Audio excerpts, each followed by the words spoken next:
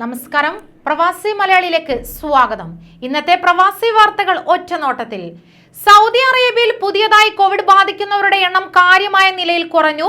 24 മണിക്കൂറിനിടെ രാജ്യവ്യാപകമായി വെറും 208 പേർക്ക് മാത്രമാണ് കോവിഡ് ബാധ സ്ഥിരീകരിച്ചത്. 6 മരണങ്ങൾ കോവിഡ് മൂലമാണെന്ന് സ്ഥിരീകരിക്കുകയും ചെയ്തു.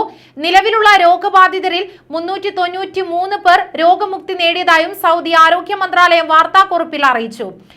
രാജ്യത്ത് ഇന്ന് 50,374 RT-PCR പരിശോധനകൾ നടന്നു.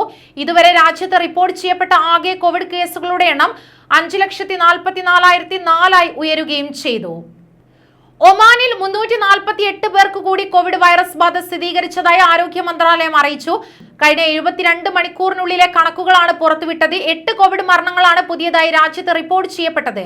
ഇതുവരെയുള്ള കണക്കുകൾ പ്രകാരം രാജ്യത്ത് 3,21,032 പേർക്കാണ് കോവിഡ് സ്ഥിരീകരിച്ചത്. ഇവരിൽ 2,91,532 പേർ ഇതിനോടകം രോഗമുക്തരായി. 96.5% നിലവിലെ രോഗമുക്തി നിരക്ക്. ആകെ 4,057 പേർക്ക് ഒമാനിൽ കോവിഡ് കാരണം ജീവൻ നഷ്ടമായി. പുതിയ അധ്യയന വർഷത്തേക്ക് സൗദിയിൽ ഇന്ന് സ്കൂളുകളും കോളേജുകളും തുറന്നപ്പോൾ 1.5 വർഷത്തെ നീണ്ട ഇടവേളയ്ക്ക് ശേഷം വിദ്യാർത്ഥികൾ ക്ലാസ് റൂമുകളിൽ നേരിട്ടെത്തി. കോവിഡ് പൊട്ടിപ്പുറപ്പെട്ടതിനെ തുടർന്ന് കഴിഞ്ഞ വർഷം മാർച്ചിലാണ് വിദ്യാലയങ്ങൾ അടച്ചിട്ടത്. പിന്നീട് ഓൺലൈനായിട്ടായിരുന്നു ക്ലാസുകൾ നടന്നത്. രാജ്യത്ത് കോവിഡിന്റെ ശമനം വന്നതോടെ ഹൈസ്കൂൾ, ഹയർ സെക്കൻഡറി സ്കൂൾ, സർവകലാശാല, സാങ്കേതിക വിദ്യാഭ്യാസ സ്ഥാപനങ്ങൾ എന്നിവയാണ് ഇന്ന് തുറന്നത്. കുവൈറ്റിൽ 60 വയസ്സ് കഴിഞ്ഞ ബിരുദമല്ലാത്ത വിദേശികളുടെ താമസാനുമതി 6 മാസത്തേക്ക് കൂടി നീട്ടി നൽകാൻ തീരുമാനം.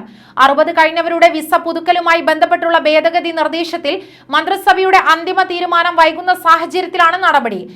സെക്കൻഡറി സ്കൂൾ വിദ്യാഭ്യാസമോ അതിന് താഴെയോ മാത്രം യോഗ്യതയുള്ള 60 വയസ്സ് കഴിഞ്ഞ വിദേശികൾക്ക് വർക്ക് പെർമിറ്റ് പുതുക്കി നൽകില്ലെന്ന് മാൻപവർ അതോറിറ്റി കഴിഞ്ഞ ജനുവരിയിൽ ഉത്തരവിറക്കിയിരുന്നു. അവിദഗ്ധ തൊഴിലാളികളെ പരമാവധി കുറച്ച് രാജ്യത്ത് ജനസംഖ്യാ സന്തുലനം സാധ്യമാക്കുകയെന്ന ലക്ഷ്യത്തോടെയാണ് കഴിഞ്ഞ ജനുവരിയിൽ മാൻപവർ അതോറിറ്റി പ്രായപരിധി നിബന്ധന നടപ്പാക്കിയത്. സൗദിയിൽ നിന്നും വാക്സിൻ സ്വീകരിച്ച പ്രവാസികൾ കേരളത്തിൽ നിന്ന് തിരിച്ചെത്തി തുടങ്ങി. ചാർട്ടേഡ് വിമാനങ്ങളിലെ യാത്രയ്ക്ക് 6 ലക്ഷം രൂപയ്ക്ക് മുകളിൽ ചിലവ് വരുന്നതായി പ്രവാസികൾ പറയുന്നു. മറ്റ് ഗൾഫ് രാജ്യങ്ങളെ പോലെ ഇന്ത്യ സൗദിയുമായി എയർ ബബിൾ കരാർ ഉണ്ടാക്കാത്തതാണ് യാത്രാ പ്രതിസന്ധി രൂക്ഷമാക്കുന്നത്. സൗദിയിൽ നിന്നും 2 ഡോസ് വാക്സിൻ സ്വീകരിച്ചവർക്ക് ഇടത്താവളങ്ങളിൽ തങ്ങാതെ നേരിട്ട് സൗദിയിലേക്ക് തിരിച്ചു വരാമെന്നുള്ള പ്രഖ്യാപനം വന്ന ശേഷം ഇന്ന് ആദ്യമായി കേരളത്തിൽ നിന്നും പ്രവാസികൾ സൗദിയിലെത്തി.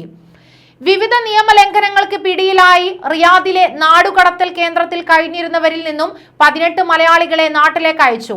ഓഗസ്റ്റ് 4-നാണ് റിയാദിലെ വിവിധ പ്രദേശങ്ങളിൽ നിന്നും സൗദി പാസ്പോർട്ട് വിഭാഗം പരിശോധനയിലാണ് ഇവർ പിടിയിലായത്.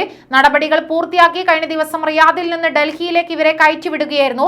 ഇവരെ പിടിക്കപ്പെട്ടതു മുതൽ ET മുഹമ്മദ് ബഷീർ MPയും KMCC പ്രവർത്തകരും നടപടികളുമായി മുന്നിലുണ്ടായിരുന്നു.